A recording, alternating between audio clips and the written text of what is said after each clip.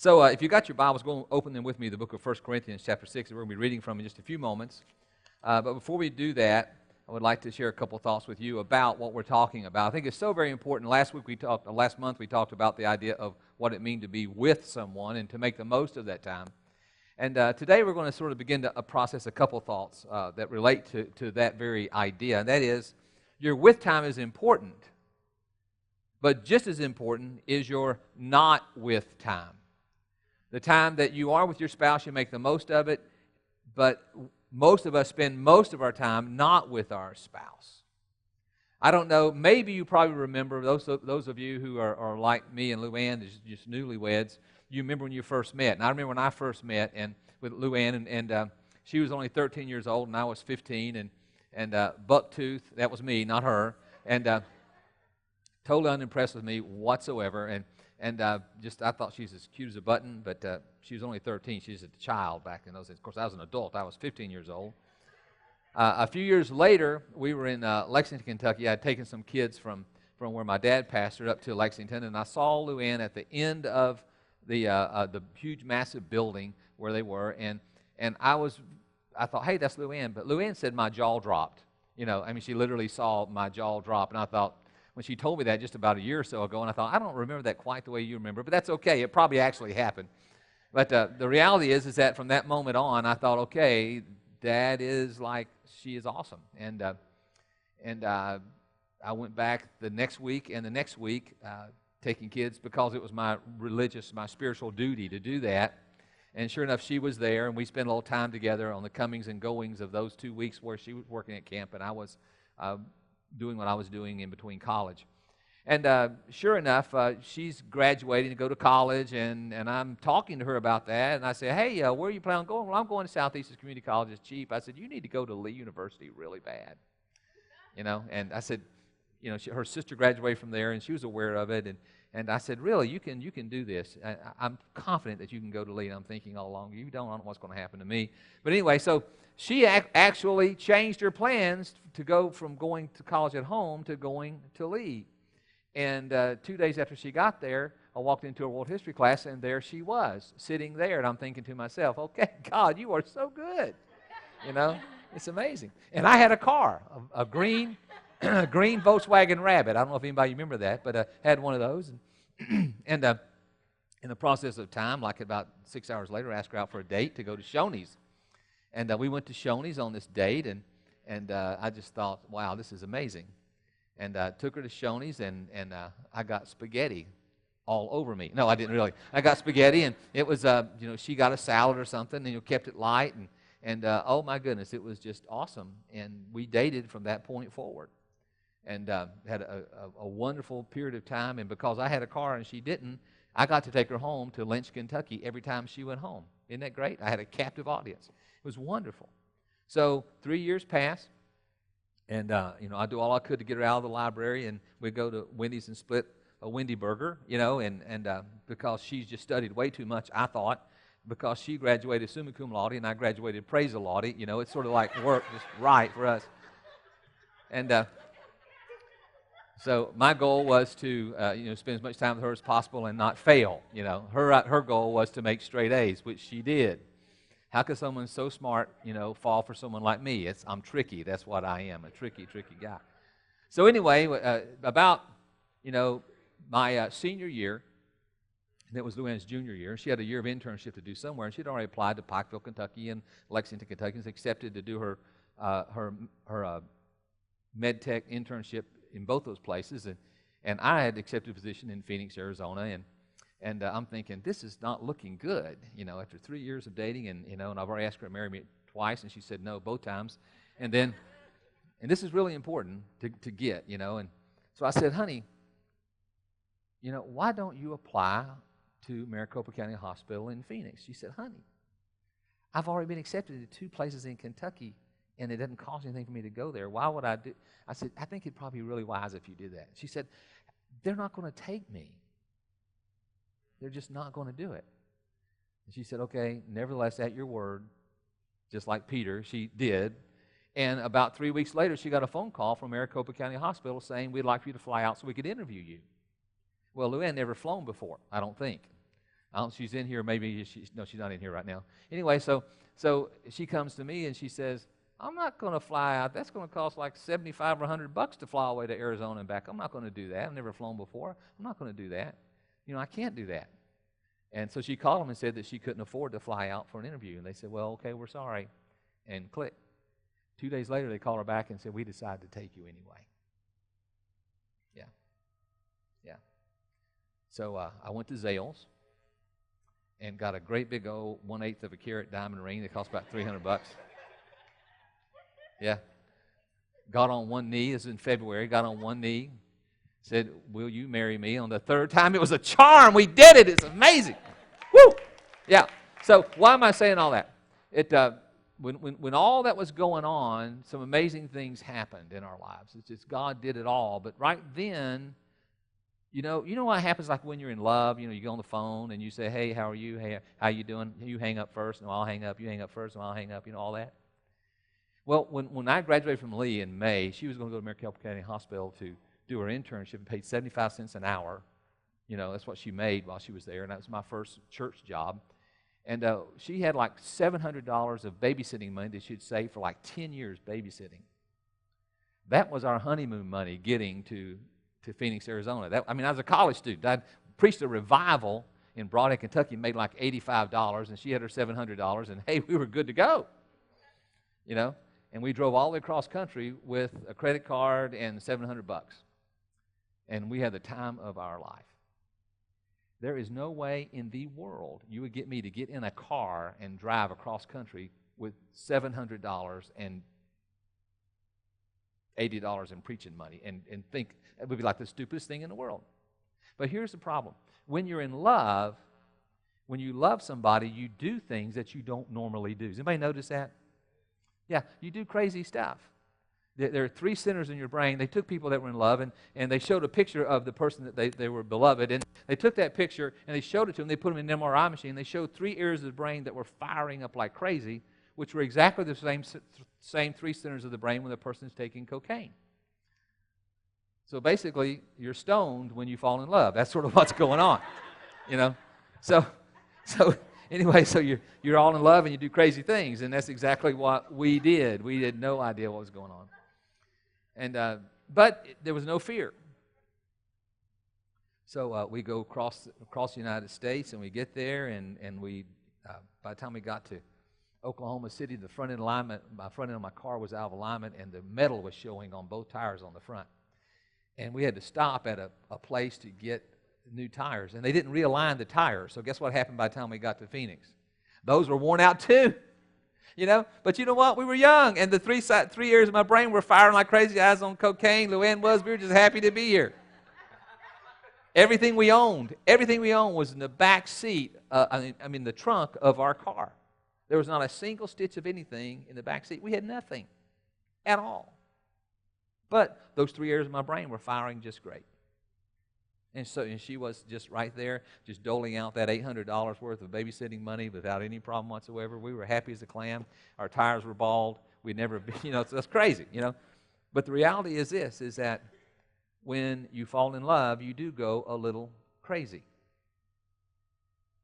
So not only does that happen, but on the frontal lobe of your brain, the decision-making part of your brain, it also gets a little funky. And you don't make good decisions when you're in love. Has anyone ever looked back and said, what in the world was I thinking? Some of you know exactly what I'm talking about, don't you? What was I thinking? Well, you weren't thinking. You were high. It's just that you were in love. But what happens is as time goes by, those centers in your brain calm down, and all of a sudden you begin to see things differently. As relationships progress, that area slowly comes back to reality. You see, God created us to desire a relationship with one person. And when we develop that relationship with one person, our DNA begins to work together. And as that DNA works together, we begin to have a different kind of a life, And I can honestly say this, as we develop our code with each other together, the longer people are married, even though stuff falls out, stuff falls down, stuff falls off, marriage gets better when couples really love each other. Could somebody say amen to that? Give the Lord praise for that. It's amazing. Yeah, absolutely. So if we were to take labels off our marriage and ask, what do we want our marriage to look like? If we were to take all this stuff, my marriage is in trouble, he, she, they, this, take all that and throw it out the window and just say, what do we want our marriage to look like? The truth is that we all want great marriages. That's what we want. We want to be loved and accepted and appreciated. People be gracious and kind to us. We want our marriages to look like this. They both have canes. I don't know if you can see this now, but she's wearing a seasonal dress, some kind of a sweater, and they're holding hands as they walk across the ground together. I got into the Back to the Future car, took Luann, 20 years into the future. There we are. That's me and Luann right there walking in. Yeah. Wearing a Happy Holiday sweater and cane and a cap. Yeah. When we both are using the cane, even when I need a belt and suspenders, please put it back up there. Even when I'm wearing a belt and suspenders to hold my pants up, and Luann's wearing a seasonal sweater, I still want that connection to be there. Can somebody say amen to that? That's what I want. Amen. Yeah. You see, this is extremely important. There are times when you are not with your spouse. When marriages take a left-hand turn, it begins most when we are not in our with time.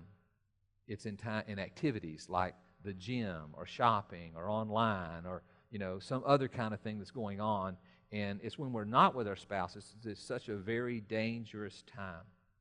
You see, because of our desperate desire to connect, we can fall or fail to that desire with somebody else because it's there, it's in us. And it's so easy that if we don't watch out and pay close attention to our not with time, things can really happen in our life. Because of our desperate need to connect, we can fall to that desire to be with somebody else. But you may be saying to yourself, this could never happen to me. Here's the truth. Given the right situation, infidelity is possible for everyone. I didn't say what the situation was, but I'm saying that given the right situation, unfaithfulness is possible. We think we cannot fail because then we're the most vulnerable when we think we can't do it. If I were to say to you, I'll never fail my wife, boy, you know what I'm doing right there? I'm setting myself up for failure. So we've got to stop and pay attention to that and get our arms around it. Here's a real question. What if there's only a 1% chance I could fail in my marriage? Just 1%. Would it make sense for me to do everything in my power to protect my marriage? Would it make sense to say, you know what, if 99% positive, there's no way I could ever fail Luann, but there's that 1%, that one thing, that one little thing that's there that could cause it to happen. Wouldn't it make sense to do all I can to make sure that 1% doesn't destroy my life? We all say this. I can't believe, we've all said it before at some point in time in our life, I can't believe that happened to blank and blank. There are these great people who love Jesus, who love each other, and who are in the church, but it happens. But it happens. Wouldn't we do all we could in our marriage to protect ourselves from that? There's some great advice in the book of Corinthians. The Apostle Paul writes this to the Corinthian church. There's a philosopher called Aristophanes who coined a new Greek word. The word is to Corinthianize, which meaning to participate in immoral sexual practices. For a person to be Corinthianized means they've given themselves over to immorality. Paul says in the book of 1 Corinthians chapter 6, verse 12, Paul says, I have the right to do anything. And that's what the people who are Corinthianized says. I can do anything I want to do. I am free to do whatever I want to do. And even the Christians of that day had been polluted with that idea. That was the phrase of the day. Everybody said it. You're not the boss of me. I can do anything I want. I can work after hours with an attractive coworker. I can have long conversations with a neighbor of the opposite sex. There's nothing illegal about either one of those things. I can do anything. I have the right to do anything. Paul's rebuttal was this. I have the right to do anything, but everything is not beneficial. Look with me at 1 Corinthians chapter 6, verse 12. He says, all things are lawful for me, but all things are not helpful. In other words, it's not illegal to go to lunch with someone you find attractive. It's not illegal to have those long conversations or to sit at the ball field on a bench with someone that you find attractive where there are hundreds of people all around and it looks like, it's completely innocuous. It's not illegal to do those things, but the real question is it beneficial to do those things? Is it beneficial to put yourself in a place where that desire to be connected to somebody is drained away from the person that you committed to be given over to somebody else?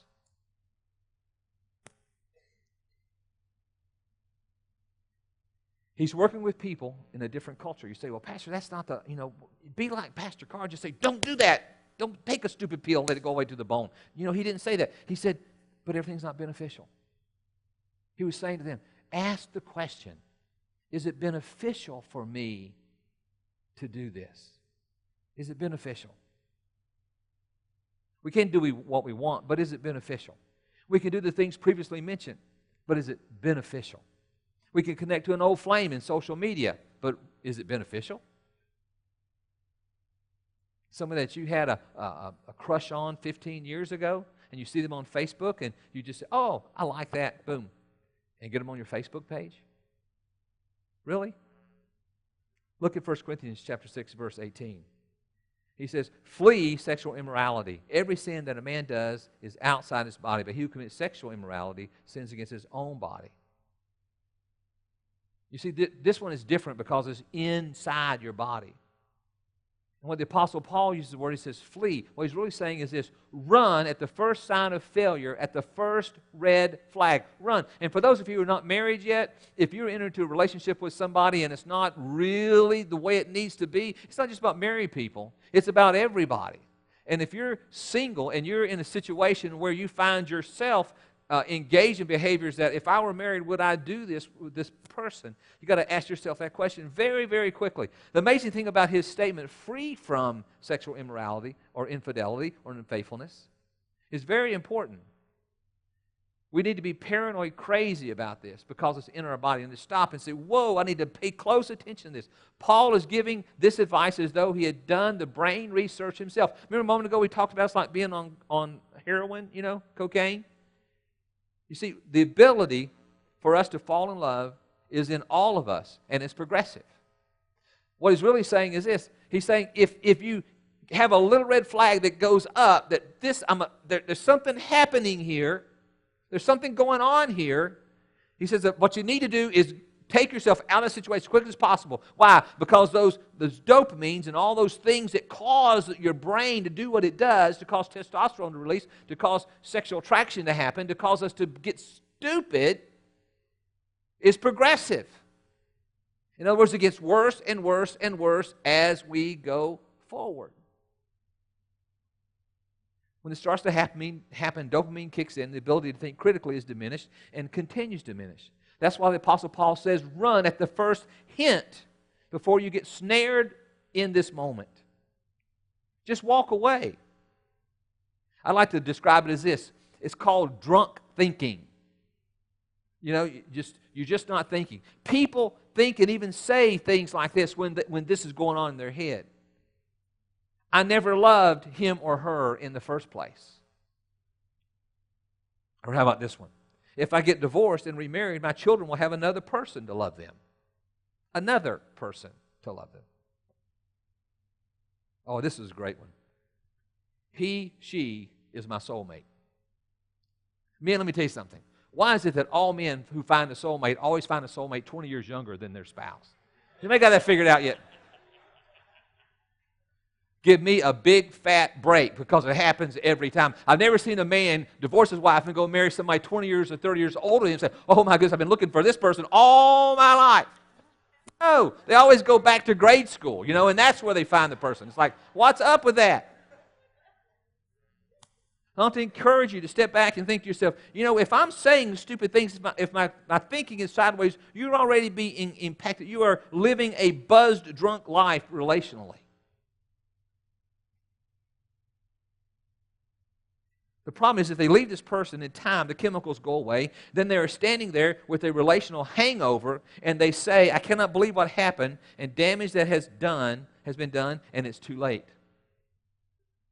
You see, the drunk goggles do fall off after a while.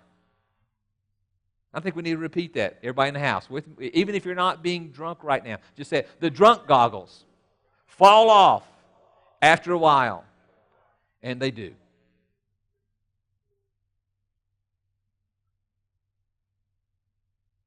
When you see a little red flag, let me give you a little bit of personal application to this. When I am not with my spouse, I need to make sure that my marriage is protected and connected. Well, I can take her for granted. I can take him for granted. We've been married for X number of years. When you're at work, you have to be purposeful about one-on-one connections and situations. You got to stop and say, build that wall so that you don't allow transference to take place. A big red flag is this one. You find yourself excited to see a person. You're driving into work and you're looking forward to seeing her or him after you just walk out the door with your wife, saying goodbye to your wife. Another red flag is you talk about personal things more than you talk about work to that person. You take them out to lunch for business purposes and you never get around to business. You tell them something you would not want your spouse to know that you told them. You say something even remotely negative about your spouse to that other person. Or you find them increasingly attractive. So this is very dangerous, and we have to understand and realize that is predictable. It's so predictable.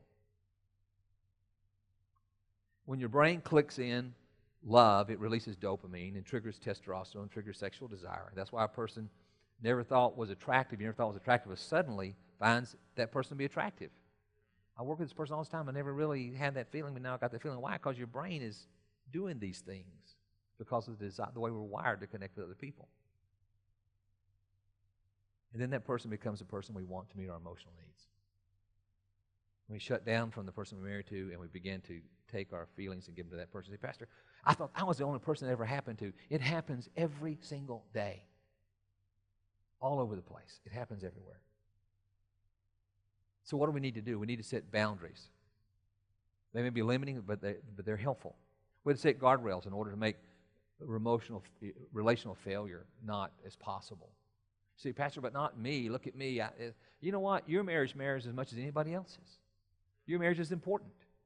And let's say, for example, that here's the drop-off place where this carpet is, and if that's where I'm going to fall, why do I need to drive or live this close to the edge? Why can't I move over here and set boundaries way over here so that I don't fall over the cliff? I don't need to put myself in a position with anybody, and neither do you, where that person can steal the desire for intimacy away from my wife and myself.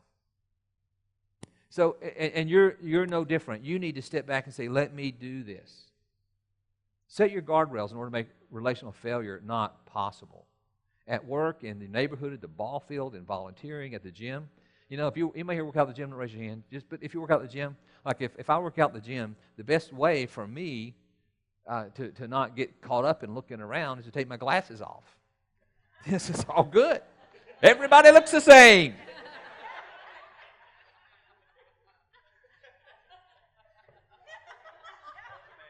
Now, you may break your teeth trying to lift a 300-pound barbell when you only thought it was 75 pounds, but you know what? I'd rather be married and toothless than divorced with all of them.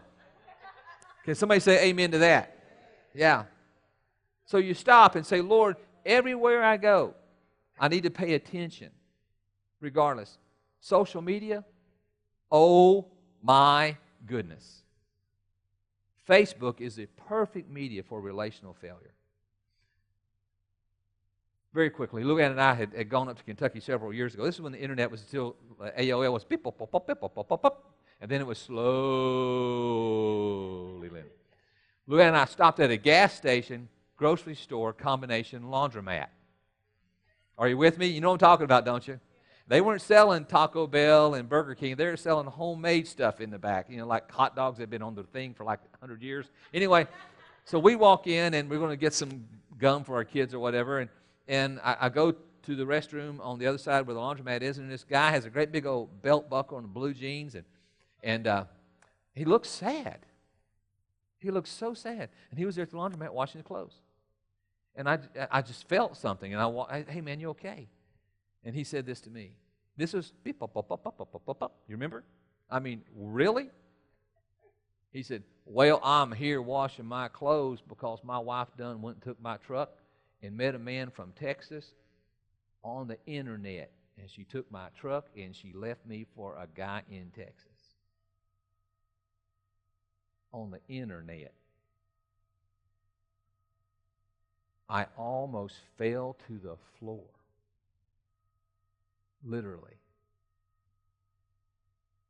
And you think to yourself, wow, how sad. I mean, we drove over Black Mountain to go see her mom and dad back in that day. And I was deeply saddened. And I had prayer with him, standing right there in the laundromat while his clothes were going around the dryer. And I thought to myself, but for the grace of God. So every time the phone rings, I don't know who it is, I said, I hope it's not that guy from Texas calling you, honey. And just, yeah. She got it. She knows I'm watching for that guy. If anyone makes a friend request and there's the slightest bit of hesitation, don't. Don't. And if there are people on there that you should not have connected to, go home, clean your Facebook page up, get that junk out of your life. Don't let the distraction affect your relationship. Be smart. Be transparent about what you do online with your spouse. Luann and I have Michael and Luann as our Facebook page. I don't get anything that she doesn't know about. My cell phone is always sitting at the console, and every single time we get in the car, Luann sits there and she grabs my cell phone and she starts clicking through everything that's on there. Everything, all my phone calls, all my texts, she reads everything. So if you don't want her to know something, don't text me, don't call me, don't sit. She knows. If you don't want her to know it, don't let me know either, because I don't really want to know anything that my wife doesn't want to know. And she'll sit there and scroll all the way through everything. I say, hey, what's going on? So you tell me what's happening. And she says, oh, I'm just reading this conversation you have with so-and-so. I'm just doing this, I'm just doing that. And I said, okay, good. So that's our life. 2/3 of lawyers said Facebook is the primary source of evidence in divorce proceedings. How stupid. This is what they said. No longer do you have to write a letter to your old flame or obtain a phone number to place a call. Online accounts allow easy connectivity, fast reply, mail accounts that can be easily deleted. They have advanced privacy settings that seamlessly share information at any hour of the day or night. Simply stated, Facebook can tempt a married individual to pursue an extramarital relationship that they would not have pursued. It's just that simple.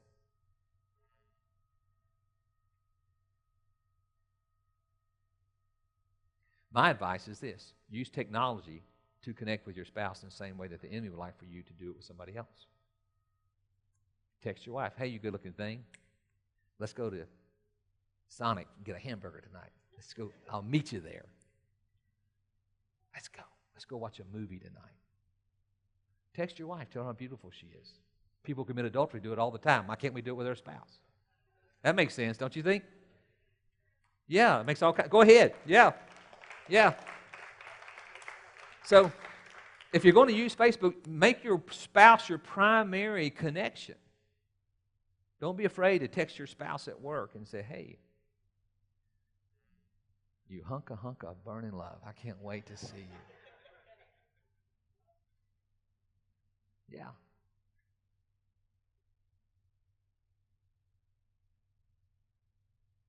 Be complimentary online to your wife, your husband. Don't say things that are not kind. Do things that are embarrassing. Look for ways to serve your spouse. The motto should be one less thing. If every couple said, I'm going to help my spouse do one less thing, it means, pick this up, put that away, take that out, fix that. If she walks in, your husband walks in, or your wife walks in, they see you helping them do one less thing, they know that you're on their team. Your legs aren't broken, you do it. Your arms aren't broken, you do it. Why don't you do that? Really? Why don't we outserve each other? Why don't we show the other person how much we love them by the way we treat them? Amen? Yeah. So here we go. I want you to outserve your spouse. When I'm not with you, write this down. Are you ready? Here goes. We're so close to being finished. Today, before the sun goes down today, I want you to ask your spouse these two questions as quick as you possibly can. The first question is this: what is the one way I can make you feel protected? What's the one thing I can do to make you feel protected? Write it down. Don't think you're going to memorize it. Right? What's the one thing, one way I can make you feel protected? Number two, the second question is this: what is the one way I can make you feel connected? Now, this is what's going to happen, guys. This is what's going to happen. Dale, can I borrow you and Joanne? Just sit right there. Is that right? If Dale goes to Joanne and says, what's the one way I can make you feel protected? Get ready, Dale, because she's going to tell you the truth. Okay? And what's going to happen is that you're going to feel defensive, and you're going to begin to justify and excuse yourself, because you don't know what she's going to say yet. You see? And the same goes when he asks you that question. You think, well, what about all those dishes I washed? What about the blah, blah, blah, blah, blah? No, don't do this. If you ask the question, be willing to receive the answer. Okay?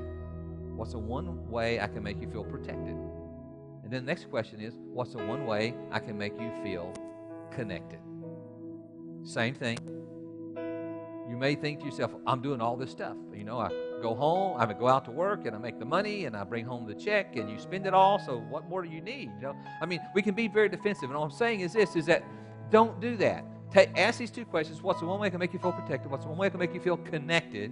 And then listen to what they say and begin to embrace it. Embrace it. They may tell you something you've never heard before. Take 5 minutes each to answer those two questions. And you may end up back here.